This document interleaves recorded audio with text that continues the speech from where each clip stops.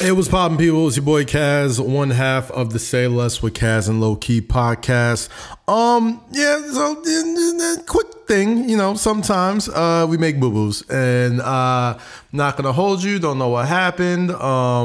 Usually every week we give you some of the best content we possibly can, and in the era of COVID-19, the era of just anything can happen, but still trying to put out the best quality content we can, things got a little muddled. So for this episode and this episode only, there will be no video until we figure out what the hell happened with Zoom. But for all you podcast listeners, this is a real good treat for you, because you could subscribe to Apple, Spotify, Google, or Podbean, or wherever the hell you listen to podcasts, and get this amazing episode with our good buddy Ron Funches in all its amazing audio glory. We'll have a few visuals here and there, but as far as the full episode is concerned, for guys on youtube.com/Kazim, it might be SOL, guys. But we'll be back next week, back in effect like we always do, in all of our video and visual glory, because I know you love seeing our amazing black beautiful faces. But until then, Eden, do what you do, brother. I love you. Smooches. Bye.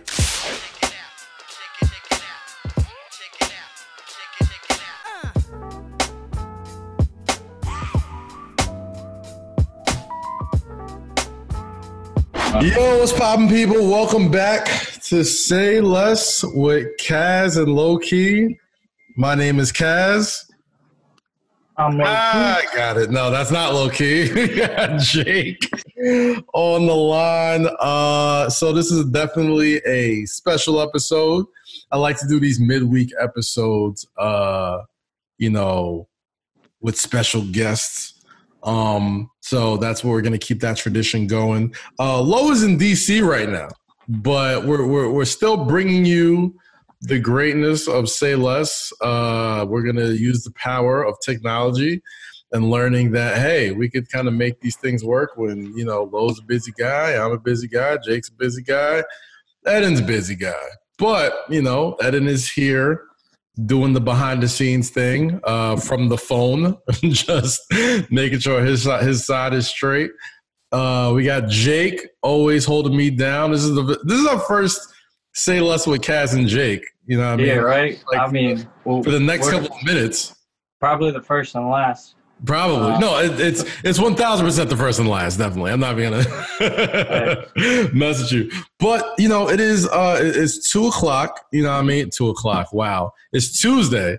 I said 2:00 when I meant to say Tuesday. It's the 2:00 of like the week, Yeah, that's definitely what it is. It's the 2:00 of the week. It's the day's not really there, but we're almost getting started. Anyway, my gosh, I didn't even do the 1-2 thing I'm always supposed to do. Subscribe to the podcast on youtube.com/Kazim. That's YouTube, YOUTUBE/KAZEEM. Make sure you subscribe to the podcast through Apple or Google, Spotify, wherever you get your podcast from. And please, if you can, leave a comment, leave a rating. Those 5 stars and those little notes that people leave in the notes or comments for the podcast, it really, really, really helps. And it's funny, that, every week we're starting to see steady growth. And I just want to thank everybody for continuing to support the grind and support, Say Less and everything we're doing. We're still waiting for my man Lo. Lo's going to be here in a little bit. But, this is one of those things where we just got to keep it moving. Because it's Tuesday, it's almost like a bonus episode day. I feel like these Tuesday episodes, Jay kind of starting to feel like, it's exclusive content. Exclusive content, right? Like it feels like I don't like going a whole week without talking on this medium. You know what I mean? Like who doesn't? I don't like going an entire week without really chatting with you guys and getting some feedback and putting out some content. Yeah, a million things happen in a week, so like you miss a couple of days, and there's like gosh, like let's between the past 48 hours, right, since Sunday, which we usually record, even less than 40, 48, less than 48, like 24 hours. I mean, gosh, pretty much. had the passing of John Thompson. We've had shout out. Shout out to the legendary, Georgetown crew. Man, my absolute one of the first like real true like role models I had, and I didn't even know the guy, you know what I mean? Like, but he just always seemed like he wasn't a bullshitter. You know what I mean? He had this very big dad energy. You know what I mean? Like, it's weird. For John Thompson, like anybody who like played hoops. Anybody who hooped or anybody who kind of like, came up in the basketball culture, you know what I'm saying? Like, especially in the 80s and 90s, you always had like TV dad figures, you know what I mean? And like for a lot of people, it was like, your Bill Cosby's and, Carl Winslow's and, dude from fucking Good Times. Like there's always like the black daddy on TV that you kind of like relate to. And for me, it was always John Thompson. Like he always kind of carried himself like, you know what I mean? Like somebody who just not like he'd whip your ass, but like he'd tell you he loved you afterwards. You know what I'm saying? Like it was the ass whooping you needed. Like it's always like, it's always the ass whooping that you absolutely need. It's a very, very necessary ass whooping. Very necessary ass whooping. But like, it's crazy, man. John Thompson passed away a few days ago. What's crazy is like he is like a father figure, you're saying, but like even like a bunch of his players have become father figures to other people. Like that coaching tree, like Patrick Ewing played for him, right? And he's now coach. He has that funny clip, I know, but he's done a lot in coaching and a lot in playing, especially as a role model for struggling Knicks fans, Yeah, I mean, let's keep it a bean. John Thompson, you know what I mean? Especially when you're a head coach, especially when you're a black head coach. I feel like head coaches absolutely need to live up to even being more than a coach to some people, right? I mean, look at Nate McMillan. Yeah, I mean, like, not even that. I mean, in the sense of, like, especially college coaches. Like, for the first time, a lot of these kids are, leaving the nest, and thinking of a lot of other basketball players or basketball coaches, rather, like, depending on where you're from or depending on, what type of life that you were living back home, it could be a little difficult. You know what I mean? Like it could be a lot difficult, especially if you didn't have that father figure in your life. And like we've seen with, the Iversons and, the many other players that's probably come and played after, played for John Thompson. The reason why they looked at John Thompson as a father figure is because a lot of them didn't have fathers, you know what I mean? Like, or didn't have fathers that were like really present. So like, it's crazy that, it's this whole, man, it's just an unprecedented time for like, black symbolic figures, like it's unprecedented. Like it's creepy. Like it's messed up that like a guy like it might be precedent. I feel like there might be precedent for it. We just don't know about it. Like, I mean, here's like 1800s. Like, I mean, not in the 1800s, dude. But I'm saying in the sense of like, we are a media generation, and symbols are important. People that portray superheroes are important. People that are, seen as father figures and giants within their community, especially when it comes to social justice, especially when it comes to any sort of movement that's happened in the past several years. It's crazy. It's like I can't remember a time where this many important black figures either something or killed or dying. Like it's a lot. It's a lot to take. It's a lot. Yeah. It seems like every couple of days it's like a new bombshell. It's like, who's next?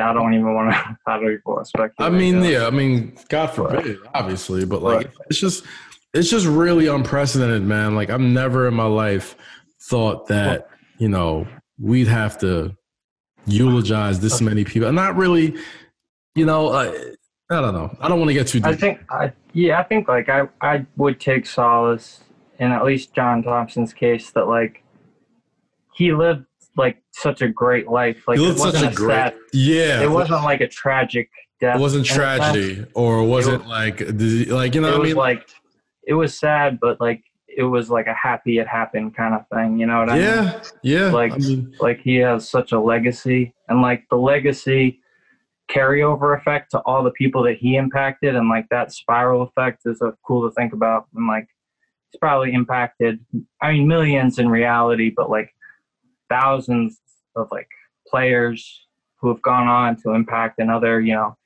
20, 30 guys, just that like little snowball effect, I think is like a beautiful legacy to leave the earth, because it's like just keeps on going, Yeah, like you can't you couldn't have said it any better, man. Like I guess the best mark of a man and a life that they lived is, what they who do they leave this world for, man? Like who do they leave this world for? Like you want to make sure that, like I said in the last episode, all of us are gonna go. You know what I mean? Like all of us are gonna go, but like it's all about leaving legacy. And these people, you know what I mean, that have passed in the past few days. You're talking about Cliff Robinson, talking about Wilson, talking about John Thompson, and talking about Chadwick Boseman. Like you probably there's so many. It is really, really a tough week, but that's not the only reason why I wanted to talk to you guys today. I mean, not just because so many things. Yeah, we got game sevens. We're watching game seven as we speak. 2 game sevens. We got one game seven I expected, which is happening right now. You saw Jazz versus Denver Nuggets. I kind of saw that coming. I kind of expected that. Yeah, 3-1. Yeah, I expected that because Jamal Murray, like he just started snowballing in a way where like he just never thought he was gonna miss. He got like the 2K sliders up. It looks like he got the game for like it looked like he got 2K like 3 months early and just like figured out all the like specialty moves, and like everybody else just got that shit, and he's just like he's absolutely making this look incredibly easy. Incredibly easy. And, even though they were down 3-1, I still always thought Denver had the talent. Like, when a team's that talented, you know what I mean? You kind of feel like it's not going to be what they call a hard out. You know what I mean? Like, between Jokic and Harris coming back and Michael Porter finding himself. And Bull. It doesn't. When you got Jamal Murray shooting the way he's shooting, it really doesn't even matter at that point. Like, it doesn't matter. And they only need like one of their 7 guys to have a great game. Yeah, and like they're good. Like they can, and if they don't, then they got like Jokic. Who, if Murray doesn't do it, Jokic is going to be open. Like you can't double team too much. I think I haven't really paid attention to if they've been double teaming Murray this game. Right. But like you almost got to. That they were talking about yesterday. They were talking a lot about, well, when it comes to Jimmy Butler and, everybody kicking the Bucks' ass, how many of these buckets did he get on? Yo, can we give Jimmy some props? Yeah. Jimmy been out here not asking for credit, not asking for shit, and just like staying true. Like, doing the work. He's not running from the grind. Not running from guys. We promised we're gonna be nice to you now. No more PG. That was just a reference. Just a reference. Paul George out here hooping, They got their revenge. Hold on. We got a caller on the line, so let's start this over again. Yo, what's poppin', people? Welcome back to Say Less with Kaz and Lowkey. My name is Kaz. Yo, what's poppin'? My niggas Lowkey from New Jersey, Howard University graduate, Apple Music hits host of It don't hit the same without not being in the barbershop, huh? Yeah, it's not the same. You know, I had to take care of some business out of town, but listen, and that's gonna happen. That's going to happen. Like we live. If there's anything that the pandemic has taught us, is that we do not need to all be in the same place to do not at all. So we know Low. Listen, anybody who knows Low is Papa is a Rolling Stone. Yeah. Wherever he leaves, a snapback is his home. So there's gonna be some days where he's on the road in the hotel room, or there's gonna be some days where I'm on the road or in a hotel room. But God damn it.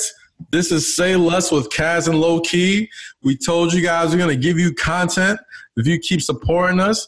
And God damn it, we are here for you. I know what it's like to be at work. What's going on, brother? How you I'm just trying to say, man, like, I know what it's like to be at work. And then, like, you one of your favorite podcasts or a podcast you're just starting to love and get used to. They're not there on the day you expect. It's like, yo, what the fuck? I mean, it's a lot. Like I got a lot of. It's a lot of things going on. It's a lot of, you know, the cheat sheet shit happened last night with Versuz battle with Brandy and Monica. So crazy. Yeah, it was crazy. You know, Brandy and Monica. I'm surprised Brandy and Monica didn't fucking choke each other at some point. Right, yeah, that was supposed to be. You know, everybody. That's why they stayed for the whole 3 hours. That they want to see They want to see a brawl. That's the only thing that kept me watching. I'm not even gonna lie. It was, you know, like it was. You could tell that there was the tension was as thick as Nicki Minaj's butt shots. You could tell the tension was that thick. And like I grew up with like three sisters, and like, you know, I grew up with like a lot of, you know, women in my household, so I could tell when like women aren't feeling each other. Yes. You know what I'm saying? Like, yes. And Monica really didn't hide the disdain for Brand. Like, she wasn't hiding it. And it's like, it's fine. Like, you know, she played her part because, you know, Versuz, you know, they offer that bad. We know. We know. Versuz does for anybody now. Like, the Versuz, I feel like the Versuz battle is like, remember we used to talk about like the Drake Be careful. All right, well, hold on. Be careful because, you know. Oh. Like, be careful. Be careful. Gosh, all right. All I'm saying. Be careful. I do not want to stop. That's like me talking about the shop. That's like no, I wasn't even saying that. I wasn't even saying that. I'm just saying, be careful. I'm just saying, like, you know how, like, bro, you know how we give it up. Listen, all I'm saying is those artists knows what the Versuz does for them. Yeah, of course. You go on Versuz, it don't matter how old you are. Like, there's numbers have shown, we've seen the statistics. Like, streams is going up. People are watching your videos. People watching. Yeah, Brandy shit went up today. Yeah, of course. I know I do it. I know, like, as soon as the Versuz battle is over, I'm like, damn, they didn't play this. They didn't play that. Right. 2 hours goes by, and I'm like an hour and a half deep into a Brandy and Monica playlist of my own, or I'm listening to the cheat sheet with Lowkey, or I'm watching, you know, the recaps and hearing people talk about it because there's always going to be memes and jokes that come after it. Like, the Versuz battle, like, if Snoop and Tim do this, I mean, I'm sure they have done it right. And who knows? Swizz and Tim. Yeah, like, I'm not in the room to understand, like, how they do this, but, like, they can really change the game once we all go back to normal. You know what I'm saying? Like, if 2 or 3 years down the line there's a vaccine and we can have live concerts again and shows and all that shit, like, who's not signing up to go on a Versuz tour?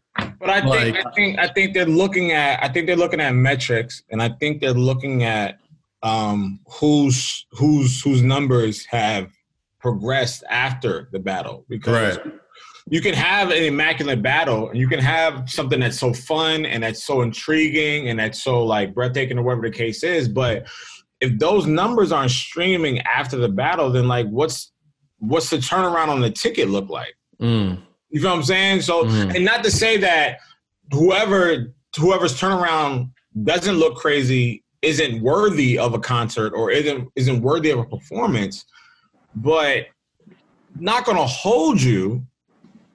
I don't want to go to a concert with Neo and Jonte Austin. All right, so here's my thing, right? Here's my. But hold on, it doesn't negate the quality of what they contributed to the game. if we're going off the battles of what they've looked like and how they were dressed up, I want to see T-Pain and Lil Jon as opposed to Sean Garrett and The Dream, Nino and Jonte Austin, because now this has become a spectacle. Yeah, and that's what the Verzuz has become. Now, when people come to these battles, you have to personify personality. Mm-hmm. Last night, yes, it was two black women with two beautiful catalogs because they had their static in the beginning of their career. People still do, apparently. I mean, apparently they still do, but people were intrigued by that. There has to be an entry point of interest before you take that shit on the road. You feel what I'm saying? Like T-Pain provided entertainment. Yeah. Yeah. I mean, here's my guess, right? Like, why don't you like inside the actor's studio with it? You know what I mean? Like you do like the Madison Square Garden Theater or whatever, or you do like not Tammany Hall, like Sony Hall or something. Right. And you literally just like it'll be like half Crown, half like rap battle. Like you go to like you go into a URL battle, and like depending on who it is, like if it's like Jonta Austin and like I don't know, Brian Michael Cox doing a battle. You know what I'm saying? Like it could be calm, it could be classy. You got like two of them sitting down. Like that doesn't really like kill you with overhead. You know what I mean? Like I'm getting to like my production head now. Like right, like all you need is the artist and the DJ to play songs. And if you want to like put yourself in that, like if you want to end up making it like a bigger show, like if you want to go T-Pain versus Lil Jon with it, like it comes out of your pocket. It's like you're trying to win, right? All right. But you know the thing is, like, Kaz, I use this example on the Rap Life review that I do in the Desk and Ebro every Monday on YouTube. I use this example. So it's like, imagine coming to your grandmother's house, right? And she cooks the fire oxtail, right? Like, no, follow me. Okay, I'm following. She cooks a fire oxtail, right? And then say one of our friends who has this like incredible chef that has connections all over the world, and you bring that chef to your grandmother's Thanksgiving, right? And he's like, and we didn't know what he was doing. He was just like, you know, this is one of our friends. So he tastes the oxtail, and he was like, yo, I can take this around the world. Right? No, follow me. I'm following. I could take this around the world. So now he's like, all right, Grandma, give me the ingredients that I need to take this and sell it and broadcast it to chefs, restaurants, brands, all that shit, right? So now he does that. And so now, you know, your grandmother's recipe is in Walmart, it's in Trader Joe's, it's in Whole Foods, it's in, you know, Lion Food, it's in everywhere. Your grandmother's recipe has now lost the spice because it's manufactured. Which is what I was trying to get to when we were talking about the incense with the pussy incense. Yeah, I was trying to get to that point. So now we're looking at it like, okay. So now we have flooded the market with pussy incense. Right, that's why. Right. Yeah. So now, Kaz, your grandmother's oxtails are all over the country, but the spice is lost. So that's how I look at Verzuz. Okay. Like we had Sean Garrett in The Dream. I was about to say, is there not a small party that doesn't miss like drunk Sean Garrett? That's what I was getting at. Not knowing how to do Instagram. That's exactly what I was getting at. Yeah. Sean Garrett in The Dream. That nigga was coked up and whatever the fuck he was. But it was a great entertainment pinpoint, right? Yes. And then Lil Jon and T-Pain. These niggas was drunk. T-Pain is smoking hookah, running out the camera. Lil Jon is taking shots of fucking tequila. Great moment. We have lost those moments in this battle. And obviously I'm entrenched in the Verzuz because I do the cheat sheet and, you know, I'm Apple Music. So this is no detriment to them. Gang. I'm just saying that the spice, gang. I'm saying the spice has dwindled down. The spice has now been removed from it. Now it's like it's a manufactured spice that we're not used to tasting. You know what I'm saying? So it's difficult to say, yo. All right, so I'll counter with this. Okay? Like, isn't for some people, that's their end goal. You know what I mean? Like, for that's some fine. people, Yeah, that's fine. That's fine. For some people, like, of course, there's always going to be those people that, you know, want the good old days, or like, or kind of like would be mad if, you know, we see it all the time. People love things until they're popular. People love things until they are popular. You know what I mean? Like, people love artists until they're popular. People love nightclubs until they're popular.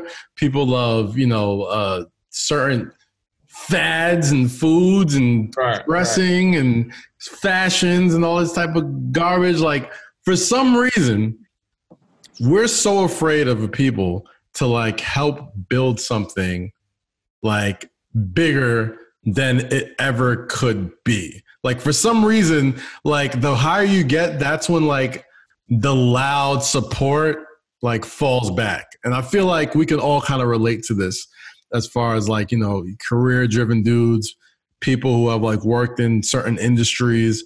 Like, for some reason, once you start to see tangible success, it feels like the loud support that got you there dissipates. And I feel like that's usually the hardest part of doing something like a Versuz or a live experience. Like, what do you do to continue to like build revenue? Because that's what you're doing it for. Like, if you don't get into this business for it to not be the most successful. What do you do to continue to build it while maintaining its soul? Like, make sure like it stays fun. I think what Tim and Swizz did was, one, you know, they started it out, it was a rambunctious, ridiculous concept that all of us had to cling on to because, one, it was COVID and that was the early part of it. So there was nothing for us to look at or be attracted to. So they took advantage of that pinpoint. Mm-hmm. Then it started to remind us of the golden age of R&B, the golden age of hip hop, the golden age of New Jack Swing. Mm-hmm. They knew the path that they were on was personified and perfect. Like, you can't deny that. They knew what they were doing. Like, these are guys from 89, not 89, like 98, 97, 96, 95. They knew exactly what the fuck they were doing. I think what happened was, people knew that it deserved a better platform, and people knew it deserved a better presentation. Mm-hmm. So when you look at the better presentation, you lose the sauce and you lose the seasoning, because now corporate wants to know, well, we want to do this and we want to look it like that, and we want parts. Mm-hmm. So I can understand that. Like, I know that corporate structure. I know what it looks like. I understand and I get it. I've been a part of it plenty of times. Yeah. You lose the home cooked aspect. Yeah, like, you lose exactly, Jake. You lose the home cooked aspect of it. But at the same time, when it's black owned and when it's people, they started this battle out of a fucking car. I feel like it's harder. Like, I feel like for some incredibly harder. Yeah, it's incredibly hard. Black owned businesses, like. But I feel like they have a control. I feel like they have a control because now a corporation or a brand may not have wanted to do Brandy and Monica because that's not a draw-in.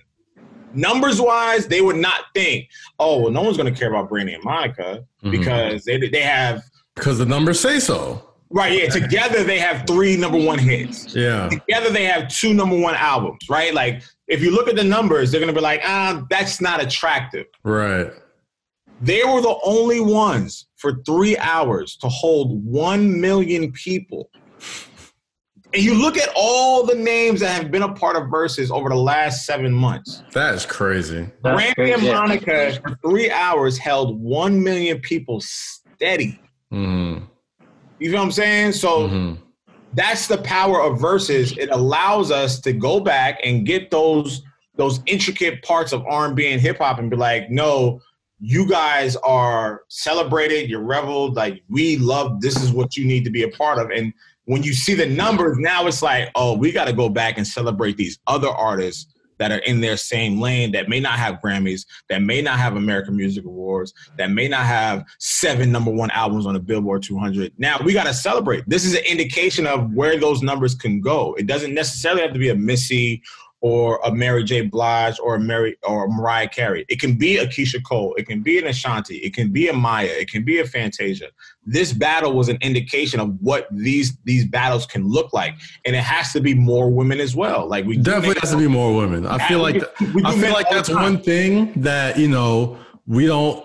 I don't know why. Like we're kind of like avoiding the elephant in the room. Like yeah. We need more women on Verzuz. Like this was the point. This was the catalyst to say this is why we need more women. Yeah, I almost feel like there's like where is and granted, I love that we can reach back to the OGs. Like, does it like speak more about like the current generation that there's not like any two female artists in the past 10 years that were like super relevant in the past 10 years that we can't pull into a Verzuz? Or is it just more like, well, too many egos in one room? Like, is it something like, what do you think it is? Like, I hope it's like, I don't think it's like, granted. It's a combination. Yeah. I mean, to be honest, the past 10 years plus I've been dominated by two women. Yeah. And they're not going to do it. They're not going to do it, right? Like I don't think they have the catalog. I mean, they have. They have the catalog. I'm tripping. They have the catalog. I don't think they are far enough removed to see the bigger picture for both of them.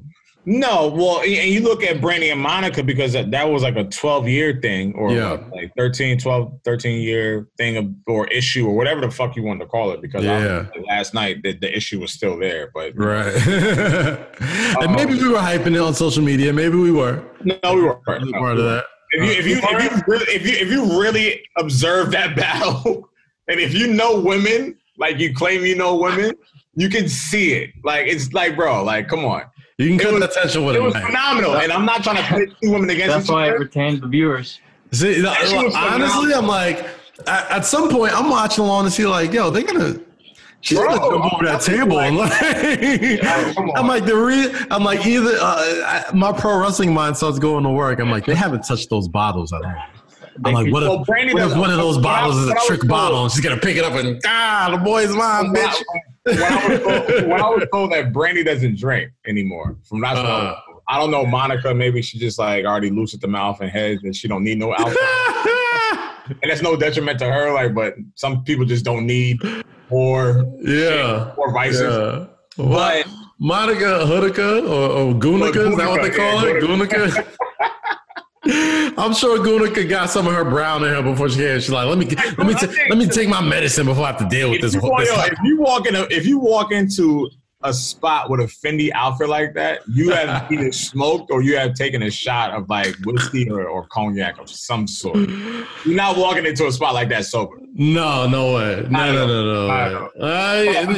But to your point, Kaz, I feel like Brandy and Monica were far removed from their issues or whatever the case was, even though we saw it a little bit live and direct last night. But I don't think Nicki and Cardi are far removed from their issues, whatever their issues may be.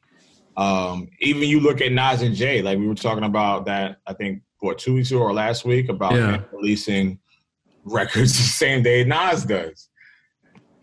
To your point, what do you think? Does the beef ever die? I don't know if it's a thing about the beef ever dying, but I do call it a hell of a coincidence. Like Nas, I'm like that is.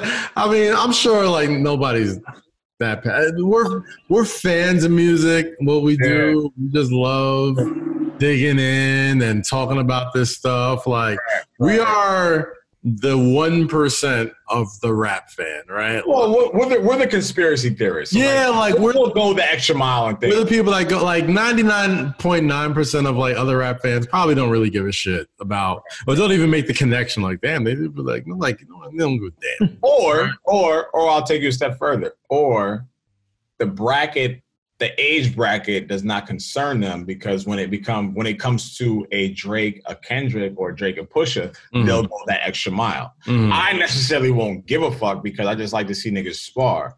When I'm involved and entrenched in a Nas and Jay like I was back in like college, and I can pick apart certain things. I'm not necessarily looking at every little thing Drake and Pusha or Drake and Kendrick say to each other or Drake and Cole or Big Sean. I'm not really looking at none of that. So that it's an age generation thing. I don't even think, man, listen. Am I bugging? No, you're not. You're not at all. Like, what bothers me about it is that, like, you know, we're fans of rapping for the sport of it, for the love of it. Like, when's the last time we've seen like two like competent rappers like spar for the sport? Like, just throw the light jabs. Like, I can't tell you the last time. I mean, like the last time any competent rap, I think like Control might have been the last time. Like, Kendrick made it fun where he threw the gauntlet out and some people respected it and was like, you know what, I'm gonna go right back at him and tell him I'm the best. Some people took it like that. Others took it personally. And then others, there was another, you know, class of rapper that were tested in there that it spilled into some whole other shit. You know, what do you call? All right, so not to cut you off, but what do you call the Drake and Pusha thing? What do you? That's personal. That's personal. Like before the actual gauntlet was laid, what would you call that beforehand? I feel like it was always personal. Like, because I mean, we like I said, we are the rap nerds, and we will listen to the hell out of lyrics, and we will draw conclusions that might not even be there. You know what I mean? Right. But you can't tell me, you know what I mean? Like, Pusha wasn't tugging Drake's chain for a minute. But he was at Wayne's chain first, right? Right. He was at the whole brunt of it. Yeah. Like, the whole Cash Money crew was catching it ever since, you know what I mean? But isn't that what, like you said? But isn't that what it's about? Isn't that like competition? Like, nigga, like when Hov and not even Hov, but like when Beans and Free and Oskino and Sparks was given, you know, Beans and Jada seemed like that was like for the love of the game, for like the health of the sport. Yeah, you know what I mean? Like, I can't, like, when's the last time like we really saw like two spars? You know what I mean? Just like, you know what? Like, I respect him, you respect me, but you're not just gonna come and just say my name. Like, you know, like, does that even happen anymore? Or does everybody just take shit personal and it becomes like a beef now? I think the last time I saw it, and I don't know, y'all can correct me if I'm wrong in the comments, and y'all can hit us on Twitter or, you know, YouTube comments. I think maybe Joe and Ransom was the last time I saw a spar. Ransom. I mean, that did turn physical after, but I don't know. I can't, you know, honestly, I can't recall. I'm not even gonna hold it.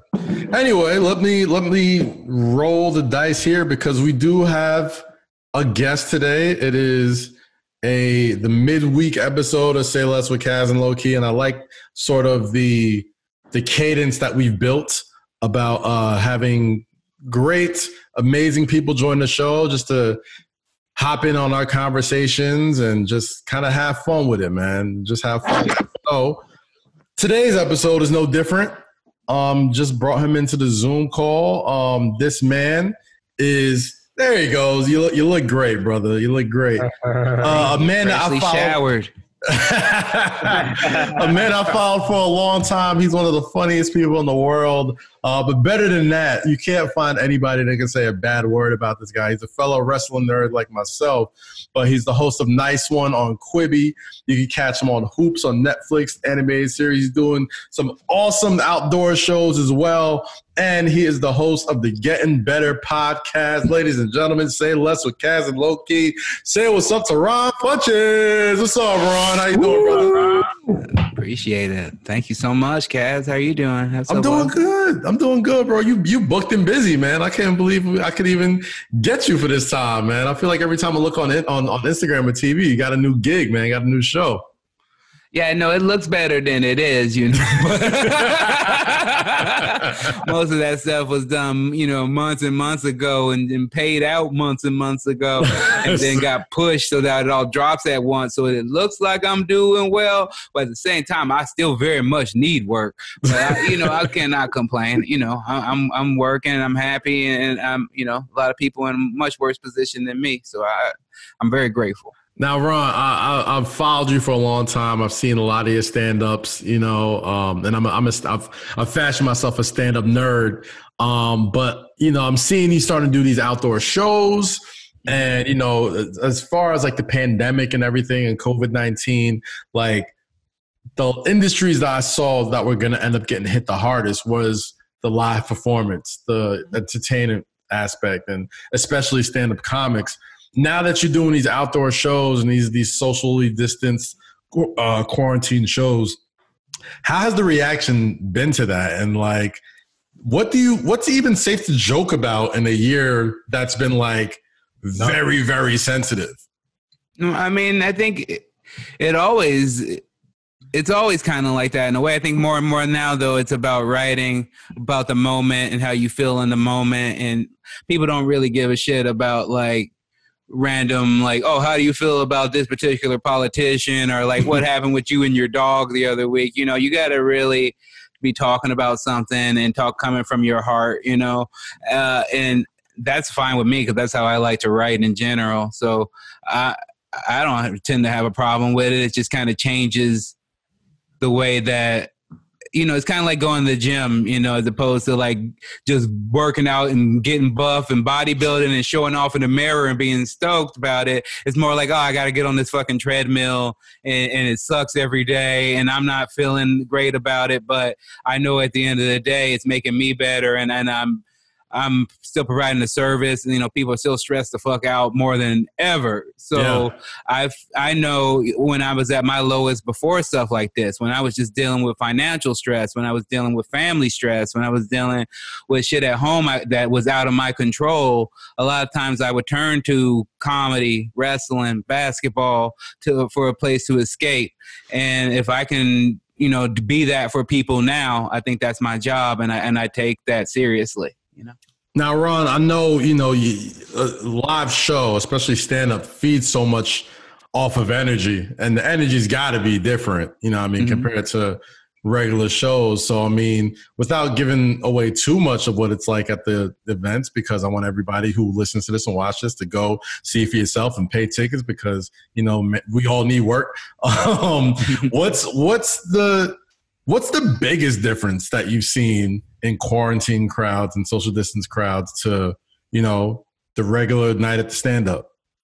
It's just a different energy level, and you got to kind of break through people being kind of nervous with even being there, like that's the difference. I think that would be the main difference is before when you were going to a comedy club and everybody's getting in the zone and I had my playlist going, like everybody knew they were there for a fun time, for a fun night. Like even now though, just to go outside, just to be around people, there's a little bit of apprehension. So you got to, deal with that off top and address that off top and then move into what you're doing.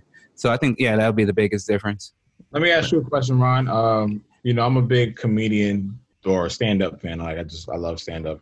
Obviously, right now, it's needed. Mm-hmm. Is there anything off limits to you? Is there anything that you just won't do? Is there anything that you won't talk about, discuss, joke about, or like even cover? And I know people are very sensitive right now, or they have been over the last, 3 or 4 years. Is there stuff that you just automatically leave out? From the president to sexuality to, African-American culture? Is there stuff that you're like, we're just not going to do that because we know how sensitive people are nowadays? No, not really for me.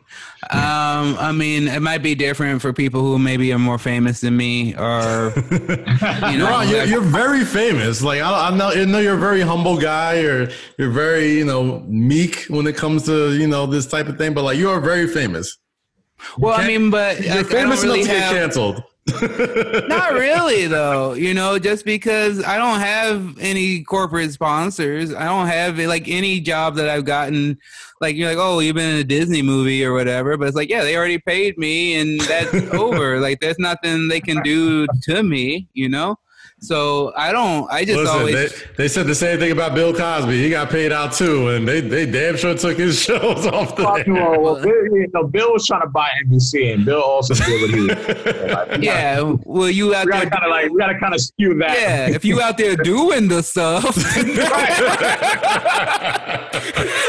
And they give you a 30-year head start.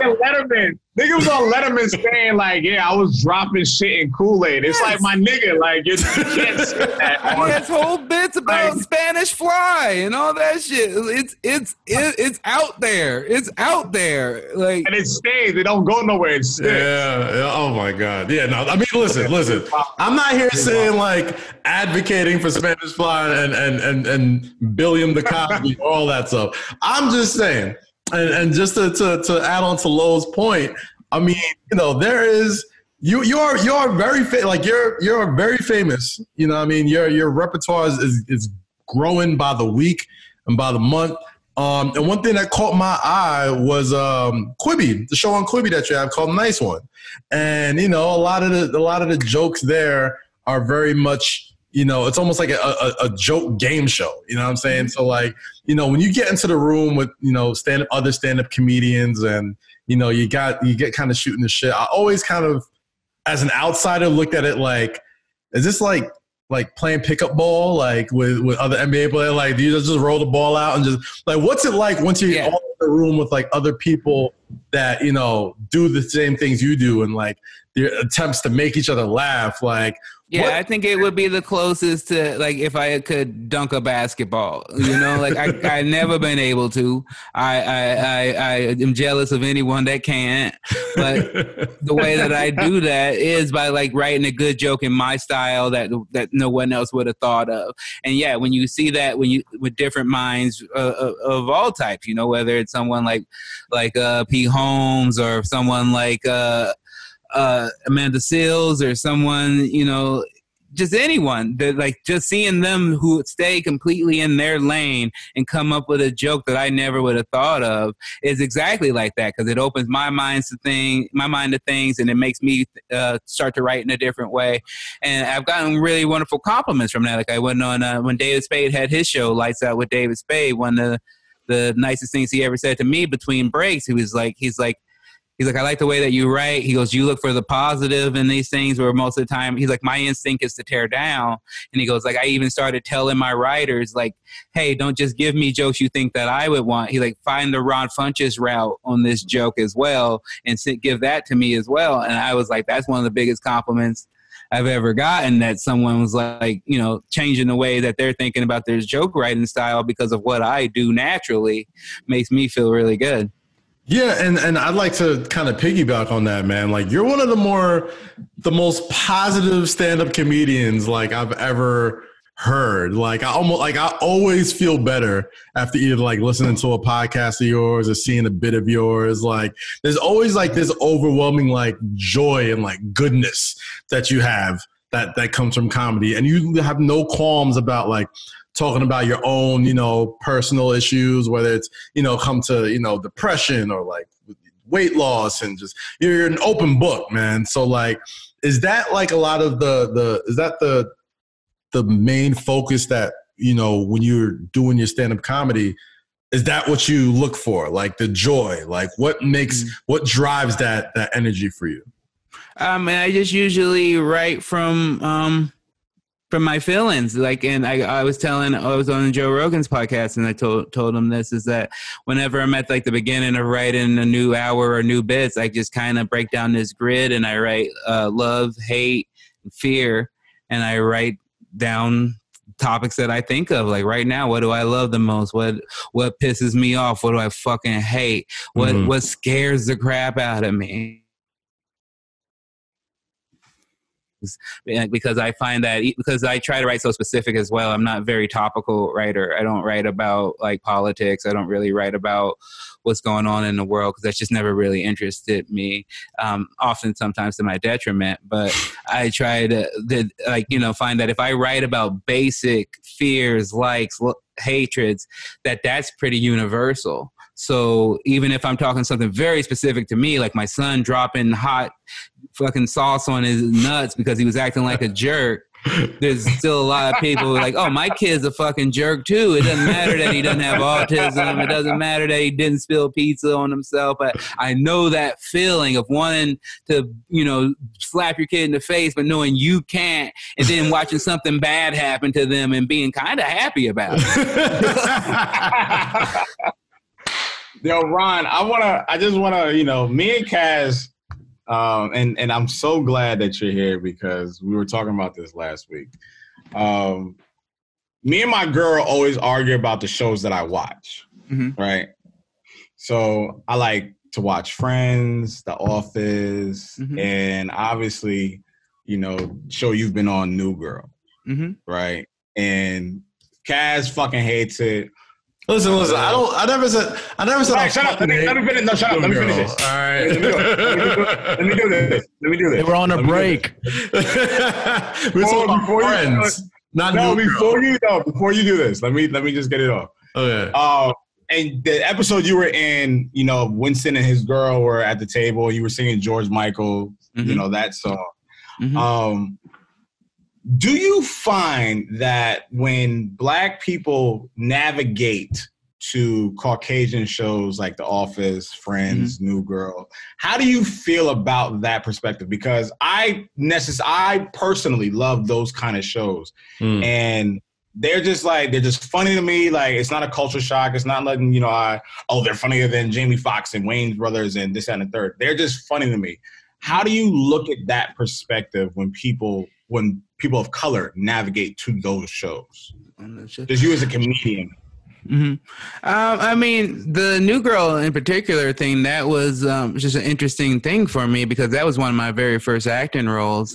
And when I auditioned for it, it was a little bit different. Like, I was like, I had more clothes, first of all, so that was different. And then when I get there and they're like, no, you're dirty and you're naked and you're basically homeless. And I was just like, oh, I've been doing comedy for like 12 years at this point, and this is what you want me to do? Is just is my body that you know? And for a while I was like, I was a little depressed about it, but I was like, I can do that, or I can knock this shit out of the park. And I just lucky to work with a great director, Lynn Shelton, who unfortunately recently passed away, but she ended up becoming a major director, directed like a lot of episodes of Glow and a couple great movies, and amazing person. I know I'm telling a very long story to get to your point. No. These are all valid points because Black people are very, very, very territorial over their sitcoms. So I want you to finish this so I can follow up. Please make that point. Yeah. I also want to just give you an aside that the original song wasn't George Michael's father figure. It was actually Clarence Carter's Stroking, which was the thing that got me interested in the role in the first place. Because I was like, oh, I know that song fucking backwards and forwards. Right. I can nail the shit out of some Clarence Carter Stroking. And apparently the state of Clarence Carter wants a lot of money. Oh God. Yeah. Clarence is a bitch. That's why we don't get a lot of our classic like sitcoms anymore, because nobody's trying to clear those records. Like, everybody's talking about, oh my gosh, why doesn't MTV just do that? I'm like, you know how much money Universal's gonna want to clear all those records? Like, it is a bitch. It is absolutely a bitch. So I want to answer your bigger point, but it's like, whenever I saw someone like a person of color, a Black person in particular, on a show like, I'm friends with Aisha Tyler now, and one of the that's cool as fuck to me, because when I was a kid, she was the first Black person I ever saw on Friends. Bingo. And to me, I even tell her that. I go, you are a part of Black history in my world, because you were the first Black woman to move to New York City in the Friends universe. I'm telling you, that's the only reason why I couldn't get with Friends. I'm like, yo, you mean to tell me? I get it. Like, yes, Aisha Taylor was the first Black woman, Black person on Friends, and I understand that. But I do understand that when people were like, well, Friends is like, that culture wasn't us, or that it's like, bro, it kind of was, because like a lot of us are struggling in New York City. Like, when we first moved to New York City, we got our apartment, we still shared the same like synopsis, like, yo, love and struggling and like bullshit jobs and fucking with our friends. Real, like, and my favorite shows, my favorite type of shows, my favorite sitcoms in general are usually female-driven sitcoms, and it's usually because it's a completely different world that I'm not a part of. Yeah, it's a new perspective. It's a new thing. My favorite show of all time is I Love Lucy.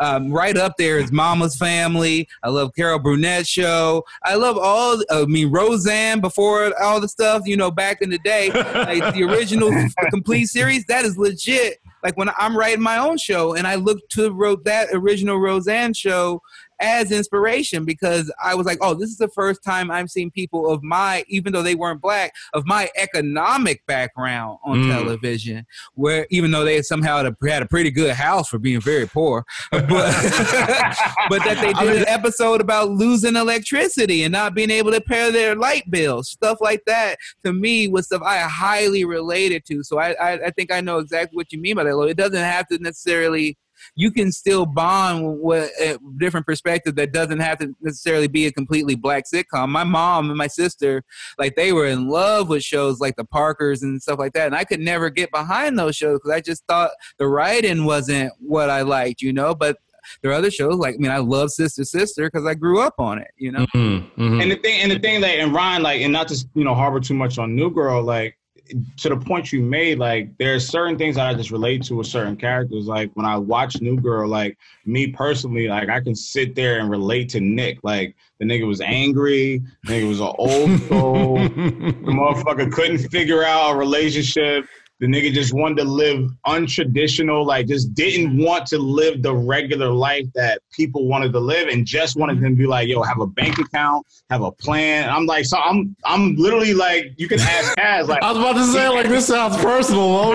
Yo, bro. No, but I think you're making a great point that's bigger than even, a lot of executives understand. They think like, if a black person's going to watch it, we need to put a black person in there, even if we're shoehorning some white role and turning it into a black role, or that white people won't watch a show about black people. And I think you've seen shows like Atlanta, you see shows like Insecure. I think Insecure, the biggest group of women that watch it is black women and then white women. That's like the biggest groups that watch that show.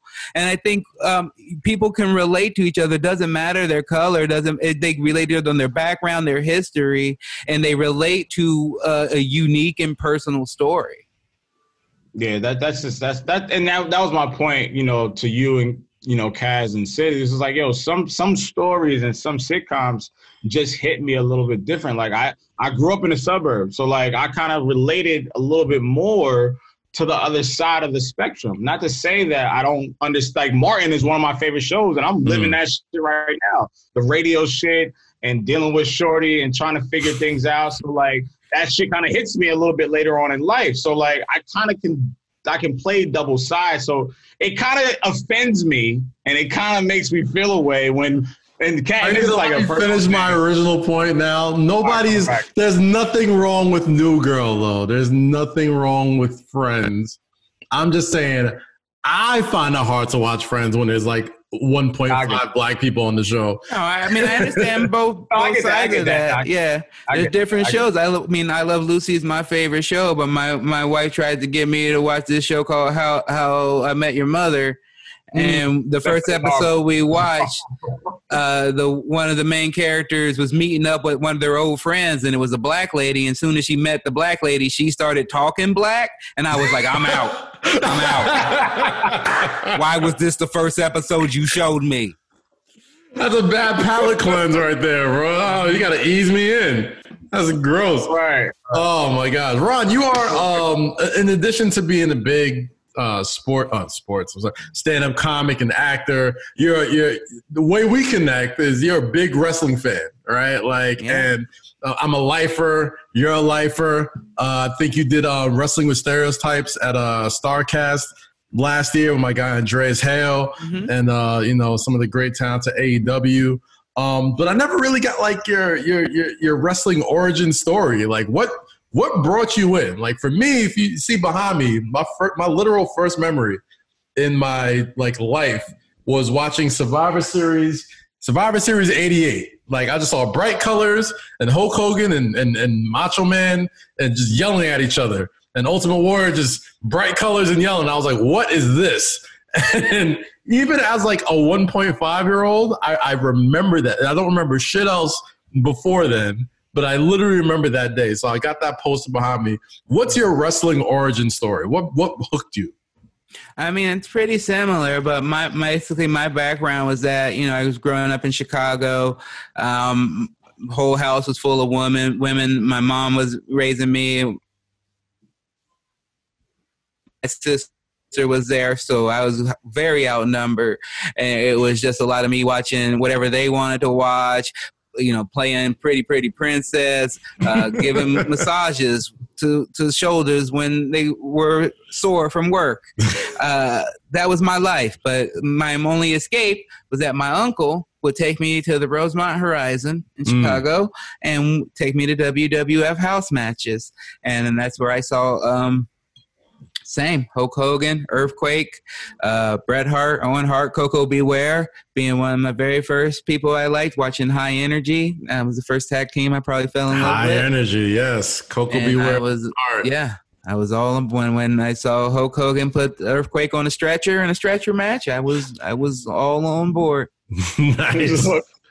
Nice. Now, I know I got you on a Tuesday night, and usually, you know what I mean, Wednesdays, I don't tape on Wednesdays because I gotta watch my AEW, gotta watch my NXT, gotta make sure, you know what I mean, I set aside time for that. And I know I'm taking away time from NXT tonight, but I just love to get your thoughts on the current wrestling war. I don't want to call it a wrestling war, but like for the first time, two pretty stacked wrestling organizations exist at the same time on major television cable.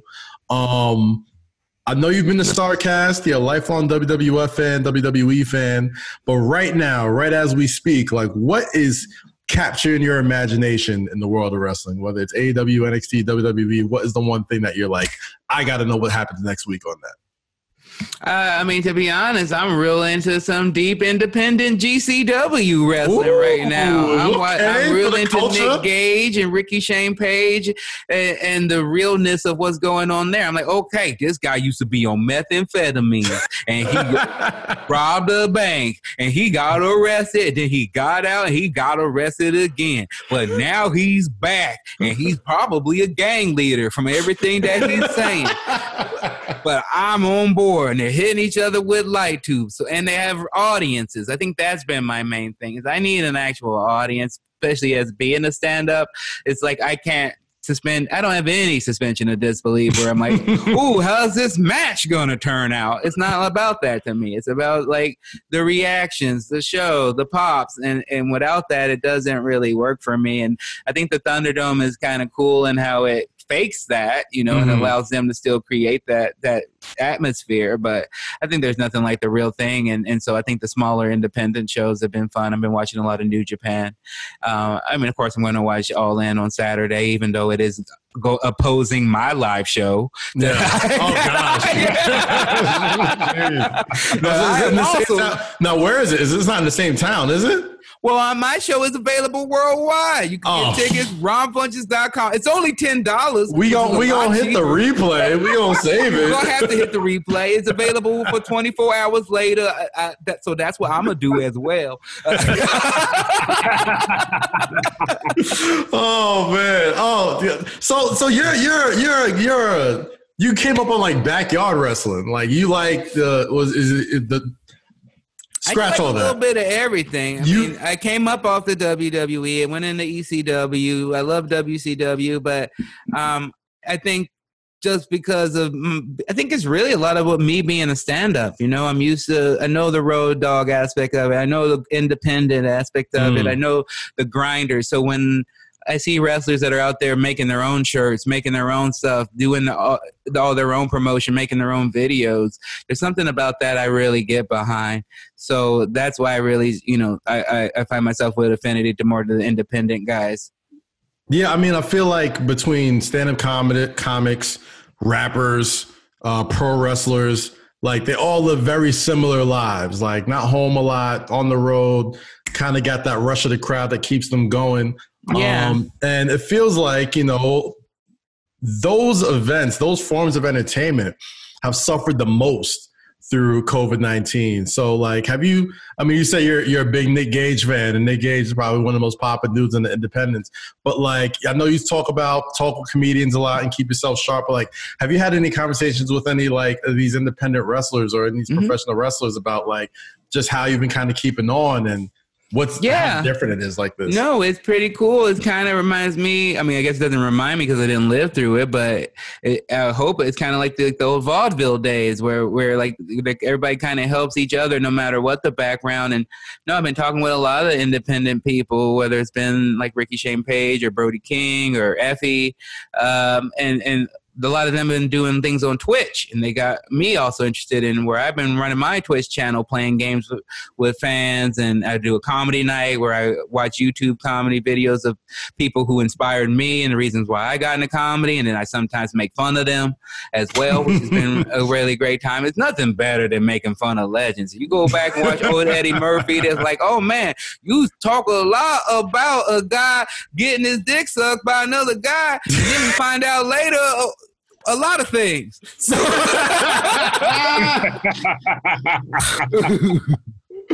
oh gosh, we're testing the waters, Ron. This is the true test of your fame. If we can get you to get some Slurpee jokes out of Eddie Murphy today, and live to tell the story, we still got levels to go, man.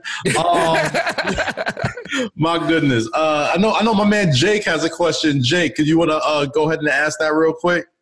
Yeah, what's up, Ron? Big fan, okay. Salute.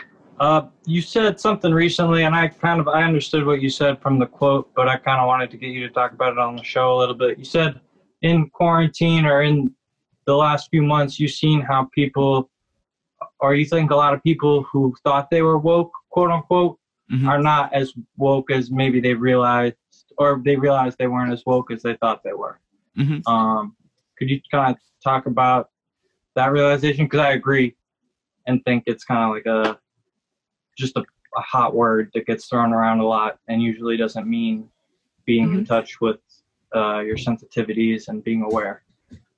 No, absolutely. Absolutely. Yeah, I mean, it's one of the reasons why I named the live show I'm doing Awakening, because I think it was more like about people waking up to what's going on, to a lot of things that people of color have known for decades, things that have been drilled into us from our parents and grandparents.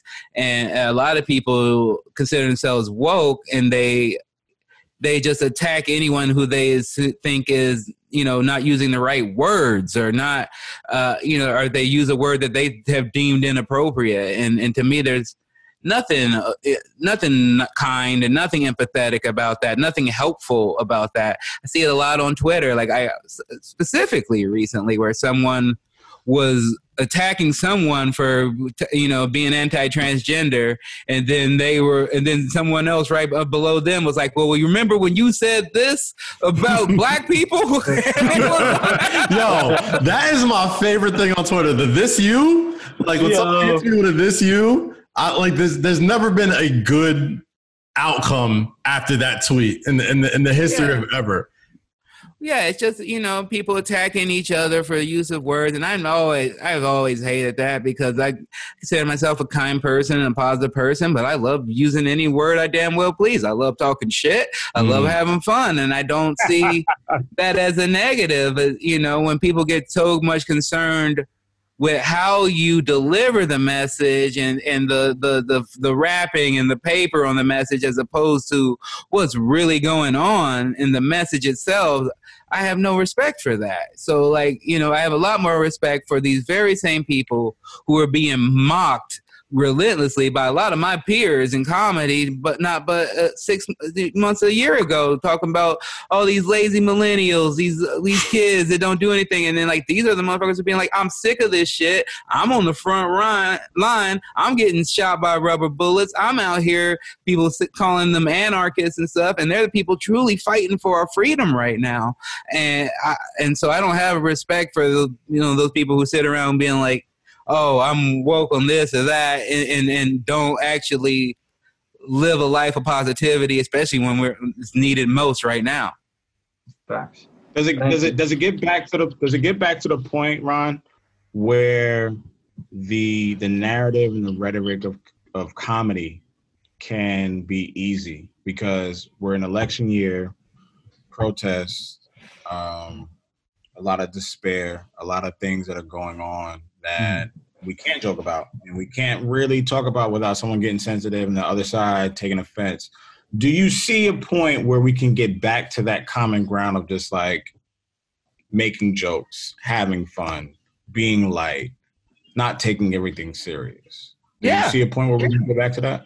Oh, absolutely. Yeah, for sure. I mean, I still try to do that now because to me, that's one of the, if you're going to really kind of like break down what's going on, like it's more than just like people being murdered in the street, which is already a terrible tragedy, but something that we've had before. And then now we've also seen this new thing where they're like, well, we got just friends of cops and this guy is our buddy and he's upholding law and order.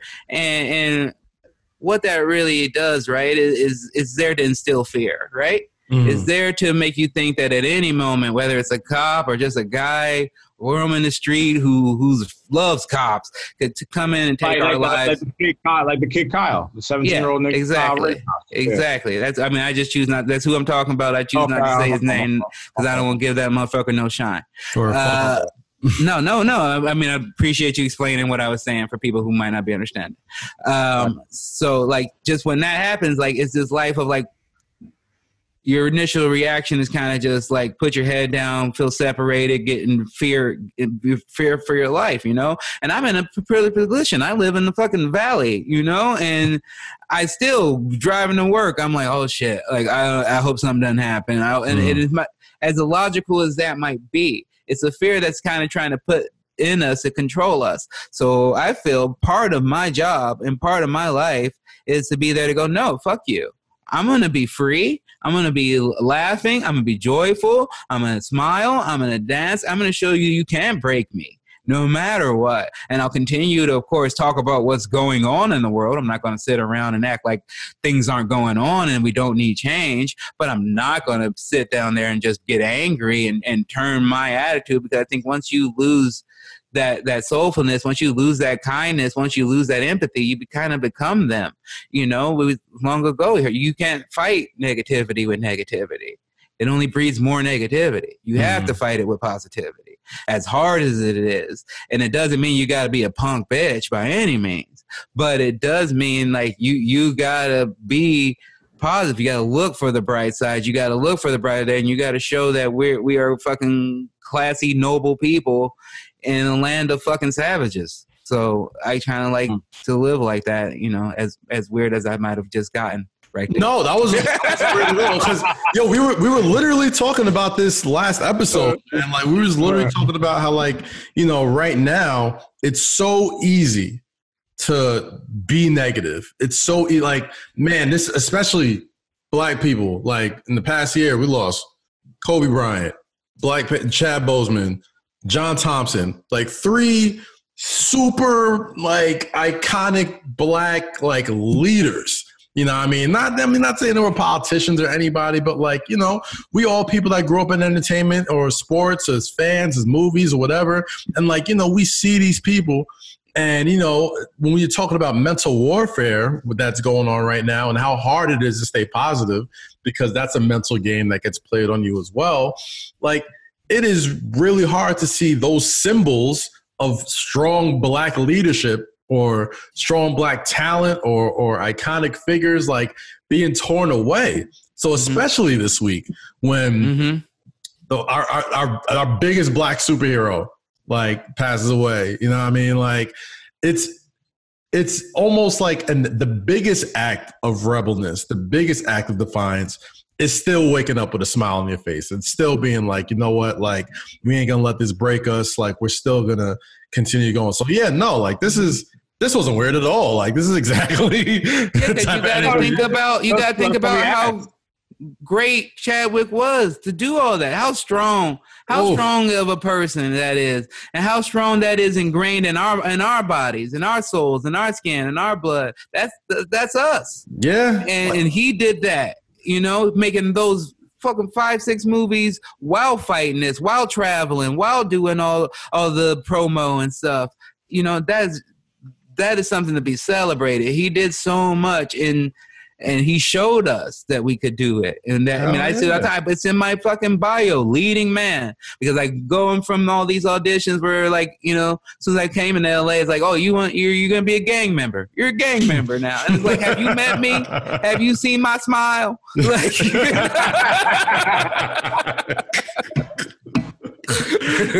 yeah, there was obviously the initial shock of what happened and that he's no longer living, but it feels like ever since I've heard literally every hour since he's passed away, I feel like I've heard more almost Paul Bunyan tales of this man's bravery and strength. I was like, wait, hold on, cancer 4 years ago, Black Panther, Infinity War, all these movies, what?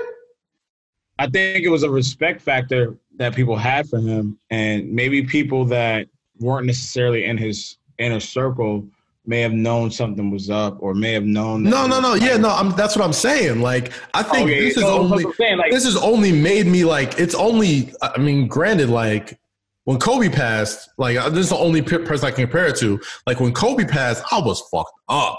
Because that is tragic, tragedy. No matter how accomplished you are, with your daughter, yeah. With your daughter, that is just tragic. But for this, this is almost and I don't want to sound weird or insensitive, but it's almost yo, the ball's on him. To know this is the end of the line. 4 years ago, they tell you got stage 3 colon cancer. You are not beating this. You know what I mean? And to know we're all gonna go one day, but I'm gonna do everything I can with what I got left. What else? What more can you do as a human being than maximize your talents the way he did in his dying days? It's more. And I hate making inspiration porn, but God damn it, I'm inspired. I'm inspired after that shit. You know what it is? You know the funny thing, not even funny, but the thing about it is I don't want this to be the ceiling of inspiration. I want this to be a root of inspiration, because we can look at this and be like, damn, that story is beautiful, that story is tragic, or that story is inspirational, X, Y, and Z. But at the same time, it's he made do with his time that he had, and maybe he was told that he had X, Y, and Z amount of time. I don't know our health restrictions. I don't know anyone else's. I don't know, Ron, I don't know yours. Kaz, I don't know yours. Jake, I don't know yours. Eden, I don't know yours either. But Eden. I always Eden. But 9 times out of 10, I know a lot of us in this chat right now are healthy. I can say that. I can speak to that we're healthy. I would hope that we're healthy. So to Chad's point, there's no reason why we cannot live out that story to a greater detail. And I say this to anyone that listens. I say this to anyone that's a fan of me, Kaz, Ron, Jake, Eden. I say that to everyone who's listened and followed us and who fucks with us. There's no reason why you can't live your story out to a greater detail. Chad was a blueprint. He had a limited time, and he did what he was supposed to do. We can do better and we can do greater. Also, this is a very, very pivotal time to take care of ourselves. And I know, Kaz, you joke about me being a medical marvel and this, that, and third. Yo, Low eats 8 steaks a day and drinks nothing but bourbon. And hasn't gained the pound. I'm on this man for 11 years. Hasn't gained the pound. Has not gained the pound. I'm like, yo, how the fuck do you do this? He survives on Jameson Doritos. Well, my larger point before Kaz was a dickhead. My larger point was to, take advantage of the time that you have, take advantage of the health that you have, and take advantage of the knowledge that you don't have yet. take advantage of the knowledge that you don't have yet, because the knowledge that you don't have is going to take you to a level that you never knew you could go to. You know what I'm saying? So anyone who's watching us, and Ron, you know, you're doing your fucking thing. So please continue to provide that light, that euphoric feeling, that smile, like you said, when, you know, the casting director looked at you, he was like, yo, nigga, do you know my smile? Do you know what my smile looks like? Keep having that thing. But, you know, rest in peace to Chad. But, like, I think we have to continue on who we are as Black men in this industry. And I feel like that we have a greater responsibility to continue and to do that. Yeah, and I mean, I think that I see that with the loss of our Black leaders, and I noticed that it more than that, it just seemed like we've been losing more and more cool people, you know, losing people like Jerry Stiller, you know, and I look at that and go like, well, then it's my job to kind of step up and try to fill that void. I'm not saying I'm them by any means, but I'm saying I'm going to try to live that life and push my abilities as far as I can go, because I was inspired by these people. I was raised off of these people, and I want to do what I can in this business while I'm here, because I think that positivity is bigger than just like, you know, some show or people seeing you in a moment. Like, just like the kindness you see in some comedy, the things I've seen in like Carol Burnett or just any random person, is like, it's big. It's like, it kind of informs the way you treat people in general. And I want to be a part of that. I want to show another way of, like, you know, if you hate the way things are going, you can't just talk shit about it. You got to show another way. Mm-hmm. Same thing pretty much Loon said the other week, Kaz. Absolutely, man. I mean, you know what? This was a great talk, you know, and Ron, like, you said it, like, everybody's going to have gigs and have shows here and there. But, like, I think just your positive light and the way that you've, you know, attacked everything with, like, relentless positivity is, like, mad inspiring. You know what I mean? And I've watched it from afar for a long time. And, like, just the way you carry yourself, always, like, just real fucking a weird sort of distinguished, like, you know, like, you know what I mean? Like you no, that's very accurate. Weird and distinguished. Like, that's very like weird, very weird, but distinguished in a way, you know? So it's like, I'm just really glad we got to chop it up, man. And I know we're running out of time soon, but, you know, Ron, I know this is not relevant right now, but, my hotel is literally on 1600, where the Black Lives Matter shit is like like literally I'm on the second floor and I'm looking at the yellow print on 1600 leads to the White House. So I'm gonna go outside and just like take pictures and just like well, how does it make you feel when you see it? That's what I want to know. When you saw it, how did it make you feel? Ron, honestly, like, my car service pulls up and I'm like, and I see the White House as we're driving down the road. I'm like, damn, the White House is right there. So I'm like, damn, it's like the Black Lives Matter mural should be somewhere around here. And as soon as we turn the corner, boom, it was right there. And I see the yellow, like, I wish I could show you. I don't want to be corny, but it's literally the Black Lives Matter yellow paint on the black road. And I'm like, this shit is like, it's literally. And this is your first time in DC in like a year. Oh, damn. Yeah, that's it. Like right there. That's right there. Like, it's right there. I'm on the second floor. It's literally right there, bro. It's my first time in DC in about 6 or 7 months. It's crazy. It's crazy how much the world's changed like that quickly. Yeah, man. It's like White House is like literally right down the block from my fucking hotel. St. Regis My goodness. Well, I stayed there. That's nice. It's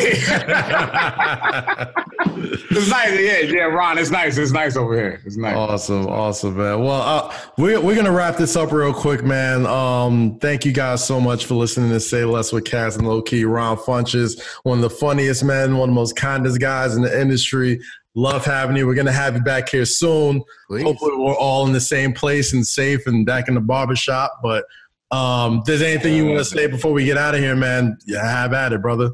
I mean, just appreciate you guys having me. If people get a chance, when does this come out? I don't know. This should come out, Eden, what, Thursday, right? Or Wednesday? This is coming out Thursday. Thank you. Okay. Oh, Then shit, there you go. Okay, 2 days from now. Okay, well, Ron was like, when did this come out? Like, when did man, you asked me to be here, I come here, no problem. But if people watching it and listen to it when it comes out, I'm doing a live show this Saturday, 7 p.m. If you're an AEW fan, I know you're probably busy, but it's going to be available up to 24 hours later. It's $10, so please get yourself a ticket, ronfunches.com.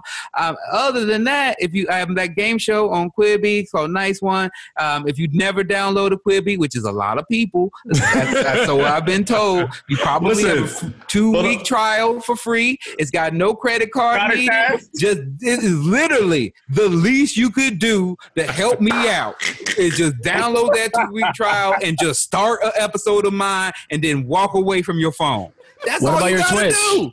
You can watch. Yes, thank you. My Twitch, Ron_Funches, hang out, play games, watch comedy with me. I do live recordings of my podcast intro. If you want to find out who the guest is early, or if you want to hear my affirmations early, we do that Sundays at around 12:30. So. Awesome. Wait, this dropped Thursday? This is coming out Thursday. This episode's coming out. All right, so just so y'all know, like Thursday is my birthday, so. Hey, Virgo gang, Virgo gang. Nice. Thursday is my wife's birthday. Hey!